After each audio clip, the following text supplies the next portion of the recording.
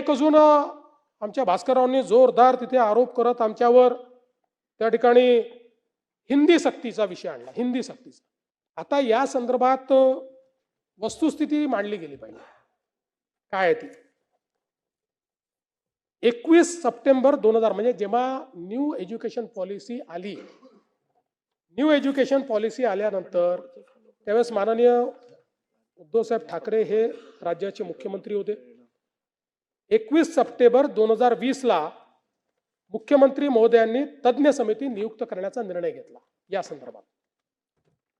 आणि 16 ऑक्टोबर 2020 ला राज्य सरकारने डॉक्टर रघुनाथ माशेलकर साहेब यांच्या अंतर्गत एक GR काढून एक टास्क फोर्स तयार केली. या समितीत कोण कोण होतं? तर विद्यापीठ अनुदान आयोगाचे माजी अध्यक्ष सुखदेव थोरात साहेब होते, कुलगुरू पेडणेकर होते, SNDTच्या कुलगुरू शशिकला वंजारी होत्या, डॉक्टर बाबासाहेब आंबेडकर मराठवाडा विद्यापीठाचे कुलगुरू प्रमोद येवले होते, माजी कुलगुरू डॉक्टर राजन वेळुकर होते, माजी कुलगुरू डॉक्टर विलास सपकाळ होते, प्रोफेसर GD यादव होते, माजी आपले DY पाटीलचे कुलपती विजय पाटील होते, श्री नितीन पुजार होते, डॉक्टर अभय वाघ होते, निरंजन हिरानंदानी होते, भारत आहुजा होते, देवीदास गोल्हार होते, सिनेट सदस्य मिलिंद साटम होते, शिक्षण तज्ज्ञ अजित जोशी होते. आणि हे नाव मी मुद्दाम सांगतो की हे महत्वाचं नाव आहे. शिवविद्या प्रबोधिनीचे संस्थापक विश्वस्त विजय कदम, जे म्हणजे आपल्या उद्धव ठाकरे साहेबांच्या सेनेचे उपनेते देखील आहेत, तेही या कमिटीमध्ये होते. आणि उच्च शिक्षण संचालक धनराज माने असे लोक या कमिटीमध्ये होते. अशी 18 लोकांची कमिटी होती. म्हणजे आता कमिटीमध्ये काही आपण त्यांची आडनावं पाहण्याचं कारण नाही, तरी 16 लोक त्यातले मराठी होते या कमिटीमध्ये. आणि मग 14 सप्टेंबर 2021 रोजी या समितीने माननीय मुख्यमंत्री उद्धवसाहेब ठाकरे यांना 101 पानाचा अहवाल सादर केला. त्याचे फोटो माझ्याजवळ आहेत, त्याचं ट्विट देखील महाराष्ट्र सरकारने केलेलं आहे, अहवाल स्वीकारतानाचा फोटो त्याच्यामध्ये आहे. आणि मग त्यानंतर त्याच्यावर माननीय उद्धवजींनी निर्देश दिले की समितीने सादरीकरण केले आणि शिफारसी सूचनांची त्वरित अंमलबजावणी करण्याची कारवाई राज्य सरकारच्या वतीनं करण्यात येईल असे त्या ठिकाणी सांगितलं. आणि तो फोटो आहे, त्या फोटोमध्ये अनेक लोक आहेत, म्हणजे संजय राऊत साहेब देखील दिसत आहेत. 15 सप्टेंबर 2021 ला या ठिकाणी त्याची बातमी वगैरे जाऊ द्या त्याच्यावर मग माननीय मुख्यमंत्री महोदय असं म्हणाले, बदलत्या काळात डिजिटल शिक्षण, परदेशी भाषांचे शिक्षण आवश्यक आहे, त्यामुळे या शिफारसीप्रमाणे लवकरात लवकर अंमलबजावणी करून महाराष्ट्राला शैक्षणिकदृष्ट्या प्रगतीपथावर ठेवण्यासाठी सर्व उपाययोजना करण्यात येतील. किती चांगलं त्यांनी सांगितलं. आणि मग आता अहवाल काय सांगतो, म्हणजे माझ्याकडे आहे सगळं, कॉपीज ठेवली आहे मी, आणि मग पुढची सगळी कॉपी आहे ती बाजूला ठेवून देतो. तर हा अहवाल काय सांगतो? मग या अहवालामध्ये एक भाषेचा उपगट होता.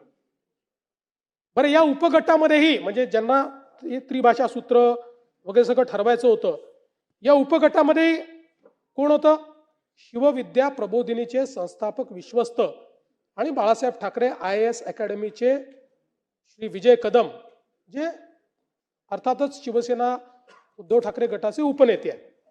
आता शिफारस काय आहे? मुद्दा क्रमांक 8.1, इंग्रजी आणि हिंदी भाषा ही दुसरी भाषा म्हणून पहिल्या वर्गापासून लागू करण्यात यावी. पहिली पूर्ण ऐका, अजून पूर्ण ऐकून घ्या, पूर्ण ऐकून मग बघा मला. इंग्रजी आणि हिंदी भाषा ही दुसरी भाषा म्हणून पहिल्या वर्गापासून लागू करण्यात यावी. 1ली ते 12वी असे 12 वर्ष विद्यार्थी इंग्रजी शिकतील तर त्याला इंग्रजी भाषेची जाण येईल आणि आवश्यक पुस्तके वाचता येतील. अभियांत्रिकी, वैद्यकीय आणि अन्य तांत्रिक व्यावसायिक अभ्यासक्रमाकरता ते सज्ज असतील.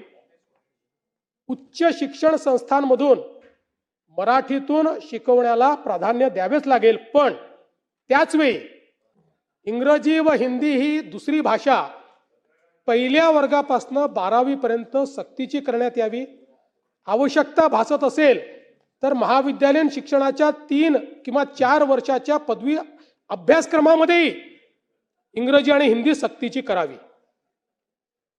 आता अहवाल स्वीकारला की नाही स्वीकारला हा प्रश्न आहे की नाही? आता अहवाल होता, बरोबर आहे. 14 सप्टेंबर, आता मी जयंतरावांना विचारतो, सगळ्यात सिनियर असल्यामुळे. जयंतराव, अहवाल स्वीकारायचा असेल तर कोण स्वीकारेल? मंत्रिमंडळ ना, दुसरं तर कोणी नाही स्वीकारू शकत. 14 सप्टेंबर 2021 रोजी हा अहवाल सादर झाल्यानंतर तो 20 जानेवारी 2022 रोजी मंत्रिमंडळापुढे आला. आता त्याचं इतिवृत्त मी घेऊन आलोय. विषय क्रमांक 5, डॉक्टर माशेलकर समितीचा अहवाल अवलोकनार्थ सादर. सदर धोरणाची अंमलबजावणी करण्यासाठी कार्यगट स्थापन. समितीच्या शिफारसीनुसार प्रस्तावित कारवाईस मान्यता. मान्यता सही कोणाची आहे? हे घेऊन आलो सही. आदित्यजी तर नक्की सांगतील सही कोणाची आहे. कोणी असू द्या ना, मंत्र्याचं काही अस्तित्व नसतं मुख्यमंत्री असताना. नाही नाही, जे खरं आहे ते खरं आहे.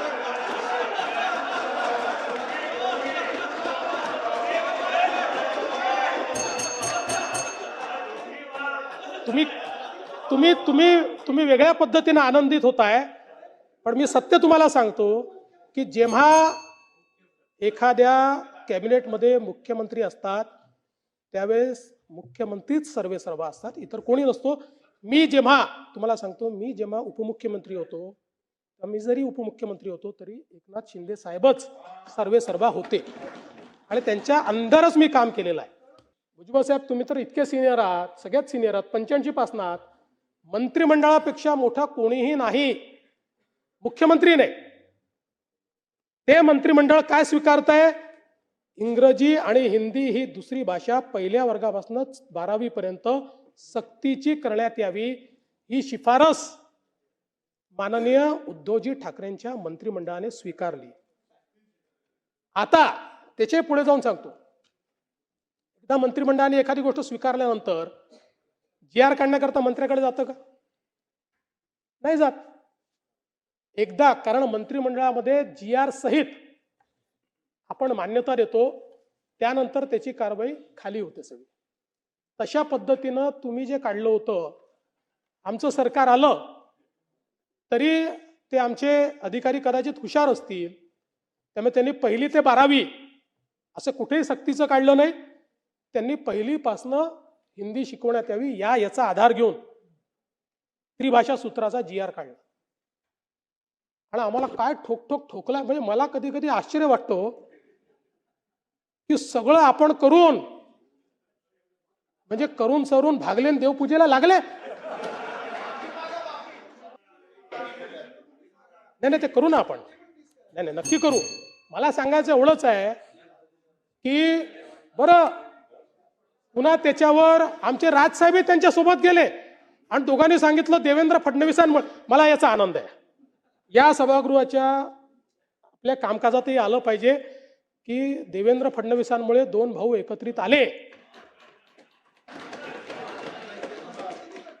याचं क्रेडिट मला घ्यायचं आहे, मी त्याच्याबद्दल आनंदी आहे.